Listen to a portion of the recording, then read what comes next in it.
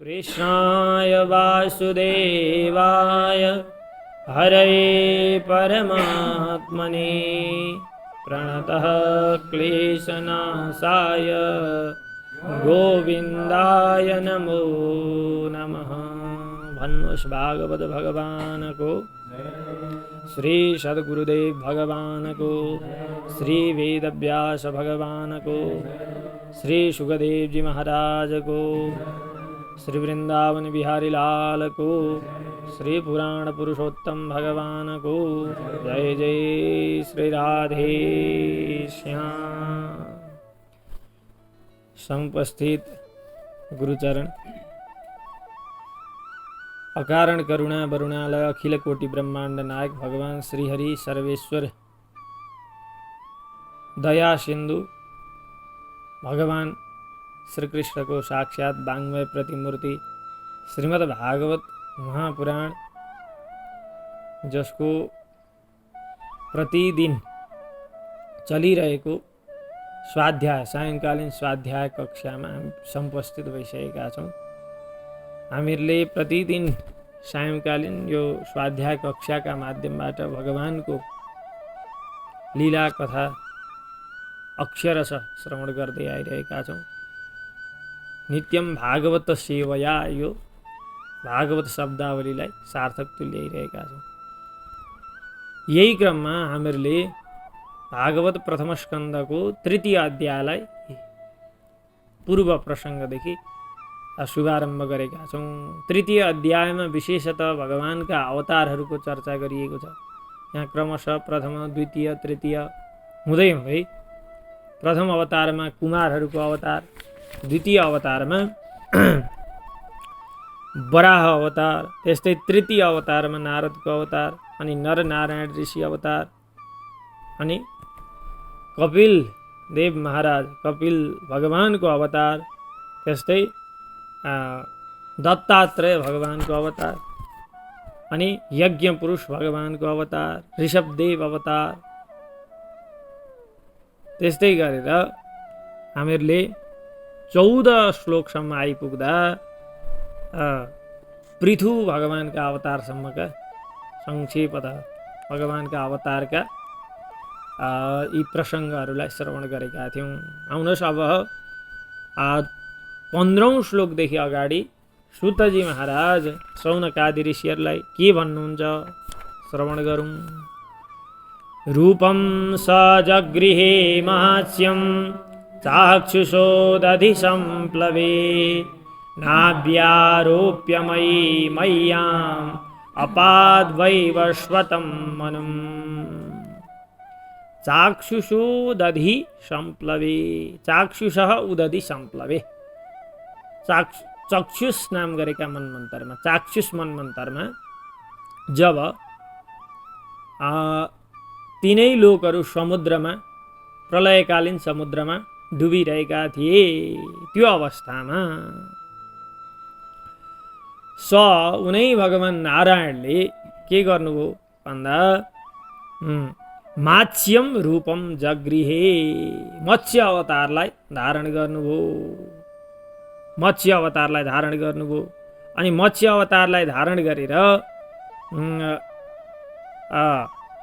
महिमय्याम नाभि आरोप्य, पृथ्वीमयी नाउमा चाहिँ वैवस्वतम मनुम, वैवस्वत मनुलाई राखेर, वैवस्वत नाम गरेका मनुलाई चाहिँ पृथ्वीमयी नाभिमा राखेर, नाभि भन्दा पनि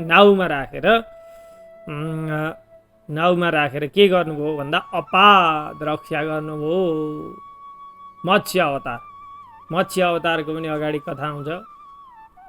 समुद्रमा सम्पूर्ण लोकहरू डुबेका बेला भगवानले मत्स्य अवतार धारण गरेर वैवस्वत मनुलाई रक्षा गर्नुभएको छ। अब त्यस्तै गरेर अगाडि सुरासुराणामुदधिं मत्नतां मन्दराचलं दध्रे कमठरूपेण पृष्ठे एकादशे विभुः दशौं अवतारमा मत्स्य अवतार लिनुभयो। एकादशी, अब एकादशौं अवतारमा चाहिँ 11औं अवतारमा विभु व्यापक भगवानले के गर्नुभयो भन्दा कमठ रूपेण कुर्म अवतारलाई धारण गर्नुभयो। अनि कुर्म अवतारलाई धारण कमठ रूपेण कमठ कुर्म अवतारलाई धारण गरेर के गर्नुभयो भन्दा सुरासुराणाम उदधिम मतनताम, देवासुर देवता र दानवहरूले जतिखेर समुद्र मन्थन गरिरहेका थिए, सुरासुराणाम सुर असुराणाम देवता र असुरहरू मिलेर उदधिम भनेको समुद्र मतनताम मथिरहेका थिए, त्यतिखेर मन्दराचलम पृष्ठे दध्रे, मन्दराचल पर्वतलाई पृष्ठे भनेका ढाडमा चाहिँ दध्रे धारण गर्नुभएको थियो। देवता र असुरको मिलेर, देवता र असुरहरू मिलेर जब समुद्र मन्थन गर्न थाले त्यतिखेर मन्दराचललाई चाहिँ मधानी बनाएका थिए देवताहरूले। वासुकी नागलाई नेति, मन्दराचल पर्वतलाई मधानी बनाउँदाखेरि अब समुद्रमा मन्दराचल पर्वत राखे र वासुकी नागको नेति बनाएर जब मन्थन गर्न थाल्नु भएको थियो देवता र असुरहरू, त्यतिखेरै अब मन्दराचल भासिन लाग्यो। अब के गर्ने, समुद्रबाट अमृत निकाल्ने भन्ने कुरो भएको थियो, अमृत ननिकालिकन मन्दराचल त भासिन लागेको देखेर भगवानले हतार हतार कुर्म अवतार धारण गर्नुभयो र कुर्म अवतार धारण गरेर आफ्ना पिठ्यौँमा ढाडमा चाहिँ मन्दराचललाई राख्नुभएको थियो। यसरी देवता असुरद्वारा समुद्र मन्थनको कार्य सम्पन्न भएको थियो। त्यही एकादशौं अवतारका रूपमा भगवानले कुर्म अवतार धारण गरेको प्रसङ्गलाई यहाँ भन्नुभयो। अगाडि धान्वन्तरं द्वादशमं त्रयोदशममेव च अपाययत्सुरानन्यान् मोहिन्या मोहयन् स्त्रिया। द्वादशमं धन्वन्तरम, द्वादश अवतारका रूपमा भगवानको धन्वन्तरी अवतार भयो। त्यही समुद्र मन्थनबाट अमृतको घडा बोकेर धन्वन्तरी भगवान प्रकट हुनुभएको थियो। त्यस्तै अब अमृतको घडा त लिएर धन्वन्तरी आउनुभयो। अब धन्वन्तरी भगवानका हातबाट दानवहरूले के गरे, अमृतको घडा छिनेर लगे। अब देवताहरूलाई कसरी पिलाउने, दानवहरूले त अब अमृत त नदिने भए। अब भगवानले मोहिनी अवतार धारण गर्नुभएको छ। यहाँ अगाडि के भन्नुहुन्छ, त्रयोदशम एव च, त्रयोदश अवतारमा 13औं अवतारमा चाहिँ एवं च यस्तै गरेर मोहिन्या स्त्रिया अन्यान् मोहयन्, मोहिन्या स्त्रिया मोहिनी स्त्रीको दिव्य रूपलाई धारण गरेर, अवतारलाई धारण गरेर अन्यान् भनेको असुरहरूलाई मोहयन् मोहमा पार्दै, सुरान देवताहरूलाई सुधा चाहिँ यहाँ के गर्नु पर्यो, अनुवृत्ति गरेर ल्याउनु पर्यो। सुधा चाहिँ के गर्नुभयो, अपाययत पान गराउनु भयो। धन्वन्तरी अवतार धारण गरेर समुद्रबाट अमृतको घडा कलश लिएर भगवान निक्लिनुभयो, प्रकट हुनुभयो। र मोहिनी अवतार धारण गरेर असुरहरूलाई मोहित बनाउँदै देवताहरूलाई अमृत पान गराउनु भएको। यो त्रयोदशौं अवतार, 13औं अवतार। अगाडि चतुर्दशम नारसिंहम बिभ्रद्दैत्येन्द्रमूर्जितं ददार करजैर्वक्ष्यस्येरकां कटकृद्यथा, यथा कटकृत एरकां, यथा जसरी कटकृत भनेको पीरा बन्नेले भनौँ न, चटाई बन्नेले कटकृत चटाई बनाउनेहरूले एरका भनेको त्यो पराललाई चिर्छन्। जसरी पीरा बन्नेहरूले पराललाई चिर्छन् त्यसै गरेर चतुर्दश अवतारका रूपमा नारसिंहम बिभ्रत, नरसिंह अवतारलाई धारण गरेर ऊर्जितम दैत्येन्द्रम, अत्यन्त शक्तिशाली दैत्यहरूको राजा हिरण्यकश्यपलाई के गर्नुभयो, करजैही हातका नङहरूद्वारा वक्षस्थल चाहिँ छाती चाहिँ के गरिदिनु भयो ददार चिर्नु भयो। मतलब छाती नङ्ग्राहरूले चिरेर नङले चिरेर चाहिँ हिरण्यकश्यपको वध गर्नुभयो। प्रह्लादलाई रक्षाका लागि प्रह्लादको रक्षाका लागि भगवानले नरसिंह अवतार धारण गरेको कुरो यहाँनिर 14 अवतारका रूपमा वर्णन गर्नुभयो। अब अगाडि पञ्चदशं वामनकं कृत्वा गादध्वरं बलेः पदत्रयं याचमानः प्रत्यादित्सुस्त्रिभिष्टपम्। पञ्चदशं 15औं अवतारका रूपमा पञ्चदशं वामनकं कृत्वा वामन अवतार धारण गरेर के गर्नुभयो बलि अध्वरम अगाध बलि त्यतिखेर 3 लोकका राजा हुनुहुन्थ्यो। भूर्भुव स्वर्गलोकका देवताहरूको स्वर्गलोकको सिंहासन पनि बलिले खोज्नु भएको थियो। मतलब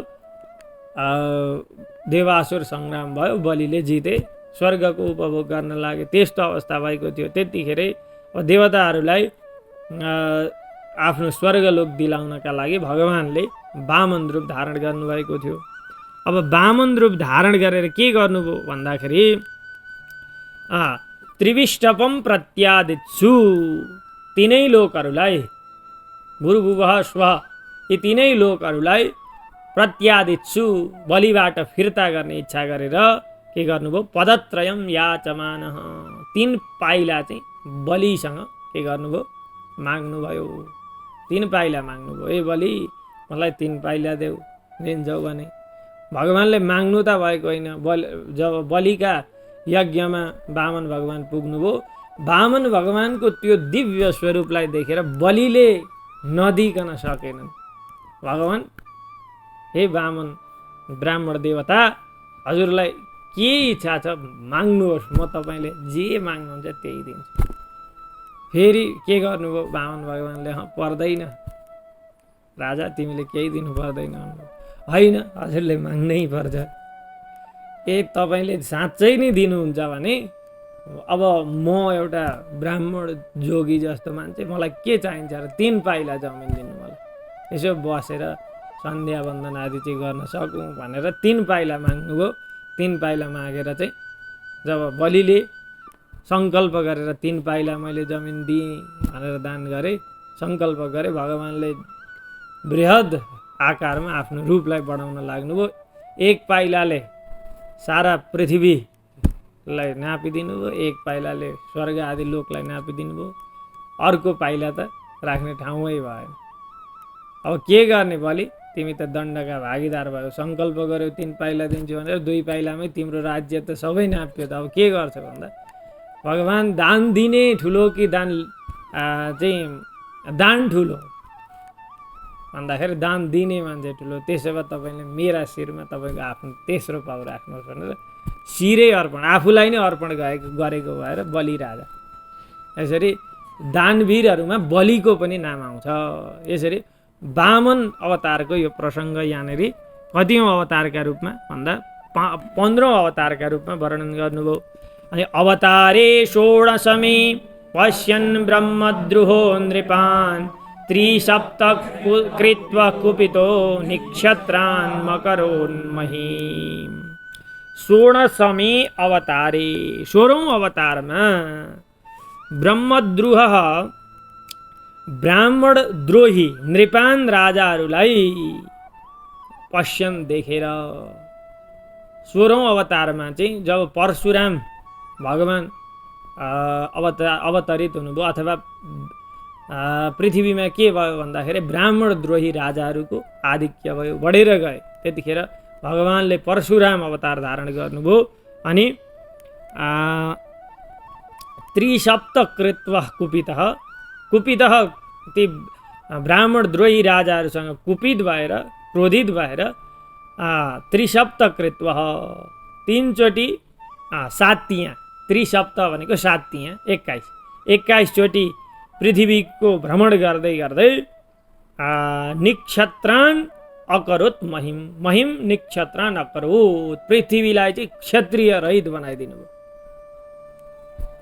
पृथ्वी त्यतिखेर जो आमाका गर्भमा थिए तिनै जन्मिएर पछि क्षत्रिय वंश विस्तार भएर त्यतिखेर परशुरामले क्षत्रियहरूलाई चाहिँ म सर्वनाश गरिदिन्छु भनेर क्षत्रियहरू एउटा क्षत्रिय पनि जीवित रहेन त्यतिखेर। त्यसरी चाहिँ क्षत्रियहरूलाई विनाश गर्नुभएको थियो। अब अगाडि 16 अवतारमा यसो गर्नुभयो। अब 17औं अवतारमा ततः सप्तदशे जातः सत्यवत्यां पराशरात् चक्रे वेदतरोः शाखा दृष्ट्वा पुंसोऽल्पमेधसः। पुंसः अल्पमेधसः दृष्ट्वा मनुष्यहरूलाई अल्पमेधस दृष्ट्वा भनेको अत्यन्त कम्ती बुद्धि शक्ति भएका अथवा थोरै अल्प बुद्धि भएका दृष्ट्वा देखेर।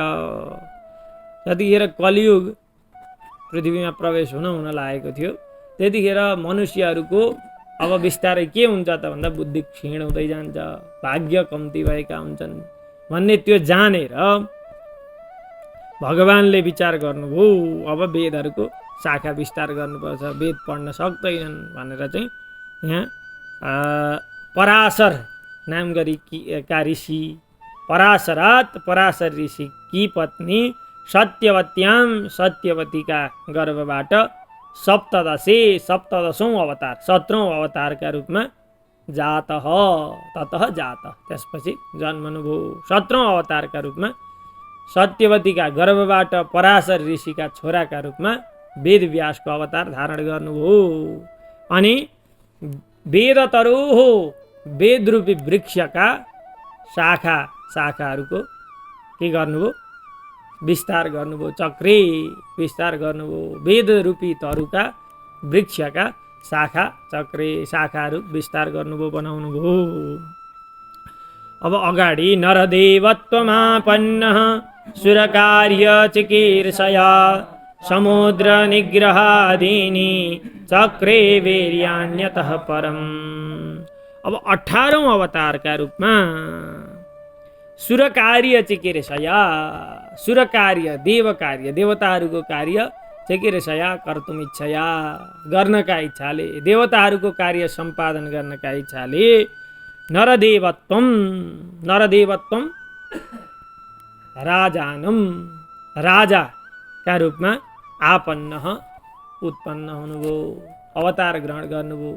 श्री रामचन्द्रका रूपमा अवतार ग्रहण गर्नुभयो दशरथ राजाका घरमा। अनि समुद्र निग्रहादीनि चक्रे अतः त्यसपछि राम अवतार धारण गरेर परमवीर्याणी अत्यन्त पराक्रमले युक्त भएका समुद्र निग्रहादीनि समुद्रमा पुल बाँध्ने आदि अनि दुष्ट रावणको विनाश गर्ने आदि यस्ता यस्ता कामहरू भगवान रामले चक्रे गर्नुभयो। राम अवतारलाई धारण गरेर समुद्रमा पुल लगाउने अनि रावणको संहार गर्ने यस्ता कार्यहरू गर्नुभयो। ती कस्ता कार्यहरू थिए भन्दा परम वीर्याणी अत्यन्त पराक्रमले युक्त भएका थिए, यस्ता कार्यहरू गर्नुभयो। अब 19औं अवतारमा एकोनविंशे विंशतिमे वृष्णीषु प्राप्य जन्मनि रामकृष्णाविति भुवो भगवान् हरद्भरम्। एकोनविंशे विंशतिमे 19औं र 20औं अवतारका रूपमा वृष्णीषु सातपद वंशमा यदुवंशमा जन्मनि प्राप्य रामकृष्णौ इति राम बलराम र कृष्णौ कृष्ण भगवान् श्रीकृष्णका रूपमा जन्मनि जन्म प्राप्य जन्म लिएर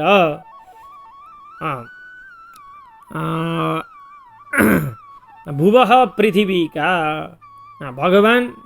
भगवानले चाहिँ के गर्नुभयो त भन्दा भुवः पृथ्वीको भरम भनेका भारलाई चाहिँ अहरत हरण गर्नुभयो पृथ्वीका भारलाई।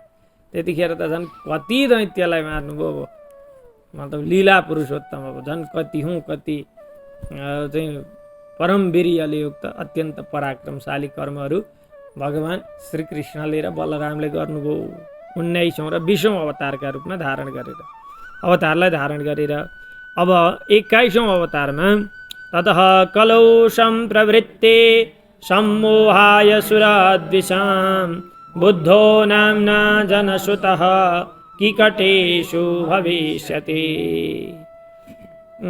ततः तत्पश्चात कलौ सम्प्रवृत्ते, कलियुगले प्रवेश गरिसकेपछि, जब कलियुग सुरु भयो तब सुरद्विषा देवताहरूलाई द्वेष गर्ने जति पनि थिए तिनीहरूलाई सम्मोहाय मोहन गर्दै गर्दै मोहित गराउँदै जब गराउनका लागि जनसुत जन नाम गरेका छोरा व्यक्तिका छोराका रूपमा किकट प्रदेशमा बुद्धो नामना बुद्ध नामका रूपमा बुद्धका रूपमा चाहिँ के गर्नुभयो, अवतार ग्रहण गर्नुभयो। भविष्यति हुनुहुनेछ।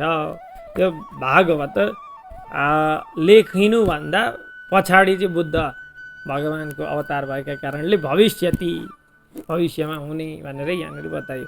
बुद्ध अवतार हुने कुरालाई अगाडि सारियो।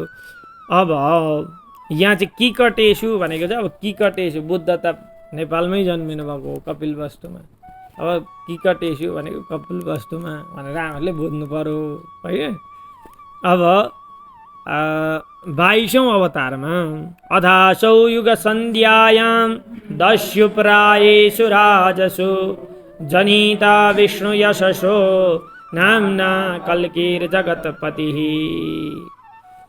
अथ अगाडि गएर युग सन्ध्यायाम, कलियुगको अन्त्य नजिकै आएपछि राजसु, राजाहरू चाहिँ कस्ता हुन्छन् भन्दा दस्युप्रायेषु, सम्पूर्ण डाकाका स्वभावका हुन्छन्। डाका जस्तो डकैती गर्ने यस्ता राजाहरू जब डकैत हुन थाल्छन् तब असौ यी भगवान नारायणले जगतपति भगवान जो जगतका पति हुनुहुन्छ नारायण, उहाँले विष्णु यश नाम गरेका ब्राह्मणका घरमा चाहिँ कल्की नामना कल्की अवतारका रूपमा जनिता जन्मनु हुनेछ। कल्की अवतारलाई धारण गर्नुहुनेछ। जतिखेर कलियुगी राजाहरू प्राय गरेर डकैत हुन्छन्, डाका स्वभावका हुन्छन्, त्यतिखेर कलियुगको अन्तिम अवस्थामा विष्णु यश नाम गरेका व्यक्तिका घरमा कल्की अवतार धारण गर्नुहुनेछ भगवानले। त्यसै गरेर अगाडि अवतार ह्यसङ्ख्येया हरेः सत्त्वनिधेर्द्विजाः यथा विदासिनः कुल्या सरसः स्युसहस्रशः।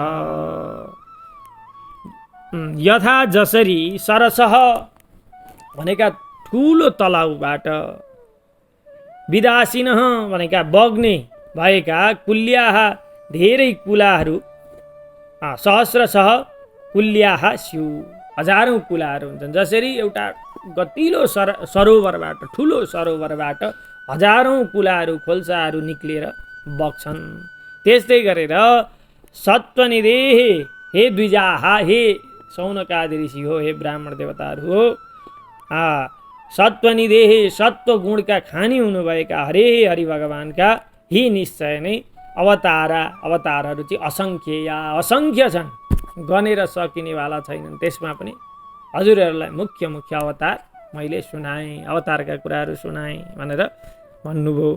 अब अगाडि के भन्नुहुन्छ भन्दा ऋषयो मनवो देवा मनुपुत्रा महोजसः कलाः सर्वे हरेरेव सप्रजापतयस्तथा। ऋषयः जति पनि ऋषिहरू हुनुहुन्छ, अनि त्यस्तै मनवः मनुहरू जति हुनुहुन्छ, अनि देवताहरू जति हुनुहुन्छ, त्यस्तै मनुपुत्रा मनुका छोराहरू, अनि मौजसः महापराक्रमशाली मनुपुत्र मनुका छोराहरू अनि सप्रजापतय त्यस्तै गरेर प्रजापतिहरू मरिची अत्रि अंगिरा आदि प्रजापतिहरू जति हुनुहुन्छ तथा त्यस्तै गरेर सर्वे सम्पूर्ण हरिरेव हरि भगवानका नै कला अवतार हुनुहुन्छ। हरि भगवानकै अंशका रूपमा उहाँहरूले अवतरित हुनुभएको छ पृथ्वीमा। अब त्यसमध्ये पनि सम्पूर्ण अवतार भगवानका कला अवतार हुन्। त्यसमध्येमा पनि विशेष अवतार चाहिँ के छ भन्दा एते चांस कलाः पुंसः कृष्णस्तु भगवान् स्वयं इन्द्रारि व्याकुलं लोकं मृडयन्ति युगे युगे। पुंसः परम पुरुष परमात्मा भगवान् नारायणका एते यी सबै च अंश कलाः सबै अंश अवतारहरू भगवानका कला अवतारहरू हुन्। अब कृष्णस्तु जुन कृष्ण अवतार छ भगवानको र कृष्ण अवतारका रूपमा चाहिँ स्वयं भगवान पृथ्वीमा अवतरित हुनुभएको छ। अथवा कृष्ण अवतारलाई चाहिँ पूर्ण अवतारका रूपमा मानिन्छ, अरूलाई चाहिँ अंश अवतारका रूपमा कला अवतारका रूपमा मानिन्छ अरू अवतारहरूलाई। अब अवतार धारण गरेर चाहिँ के गर्नुहुन्छ भगवानले भन्दा इन्द्रारि व्याकुलं लोकम इन्द्र हरि इन्द्रका शत्रु भएका देवताहरूका शत्रुको असुर दानवहरू हो ती दानवहरूद्वारा आकुल व्याकुल भएका दुखित भएका लोकम प्रजाहरूलाई मनुष्यहरूलाई चाहिँ युगे युगे युग युगमा भगवानले के गर्नुहुन्छ मृडयन्ती रक्षा गर्नुहुन्छ। अवतार ग्रहण गरेर रक्षा गर्नुहुन्छ। जन्म गुह्यं भगवतो य एतत् प्रयतो नरः सायं प्रातर्गृह्णन् भक्त्या दुःखग्रामात् विमुच्यते। भगवतः गुह्यं जन्म भगवानका रहस्यमय यी जन्मका कथाहरू य जो नरह मनुष्यले चाहिँ एतत् भगवतः गुह्यं जन्म य नरः प्रयतः सायं प्रातर्गृह्णन् एतद् यो भगवतः भगवानका गुह्यं जन्म जति पनि गोपनीय रहस्यले युक्त भएका जन्मका कथाहरू छन् ती चाहिँ य नरह जो मनुष्यले प्रयतः सूची भएर अत्यन्त पवित्र भएर सायं प्रातः सायंकालमा अथवा प्रातकालमा गृह्णन् पढ्दछ भने कसरी पढ्दछ भक्तिपूर्वक पढ्दछ भने दुःखग्रामात् विमुच्यते। केवलं दुःखात् न अपितु दुःखग्रामात् विमुच्यते। केवल दुःखबाट मात्रै मुक्त गराउँदैन भगवानले। दुःखग्रामात् भनेको दुःखको समूहबाट नै के गरिदिनुहुन्छ मुक्त गराइदिनुहुन्छ। जति क्लेश छन् ती सबै क्लेशहरूलाई हटाइदिनुहुन्छ। यसरी भगवानको लीला कथाहरूको भक्तिपूर्वक पठन पाठन गर्नाले आजको प्रसङ्गलाई यतिमै हामीहरूले विश्राम गऱ्यौँ। अब भोलिको अर्को सत्रमा हामी यहाँभन्दा अगाडिका कुराहरू सुतजी महाराजले सौनकादि ऋषिहरूलाई के सुनाउनुहुन्छ त्यो श्रवण गर्नेछौँ। आउनुहोस्। कृष्णाय वासुदेवाय हरये परमात्मने प्रणतः क्लेशनाशाय गोविन्दाय नमो नमः। भन्नुहोस् भागवत भगवानको